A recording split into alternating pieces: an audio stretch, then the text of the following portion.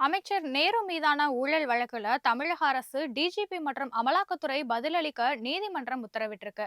அமைச்சர் நேருடைய நகராட்சி நிர்வாகம் மற்றும் குடிநீர் வழங்கல் துறையில கடந்த 2024-25ஆம் ஆண்டுகள்ல உதவி இளநிலை பொறியாளர், சுகாதார ஆய்வாளர் உள்ளிட்ட 2538 பணியிடங்களுக்கு நியமனங்கள் மேற்கொள்ளப்பட்டிருக்கு.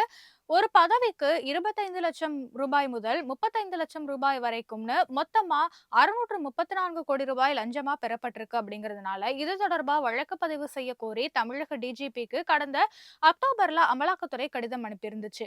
இந்த கடிதத்தோட அடிப்படையில இது தொடர்பா தலைமைச் செயலர்கிட்ட உரிய அனுமதிகளை பெற்று வழக்கு பதிவு செய்யும்படி தமிழக டிஜிபிக்கு உத்தரவிடக் கோரி மதுரையைச் சேர்ந்த ஆதி நாராயணன் என்பவர் சென்னை உயர்நீதிமன்றத்துல வழக்கு தொடர்ந்தாரு.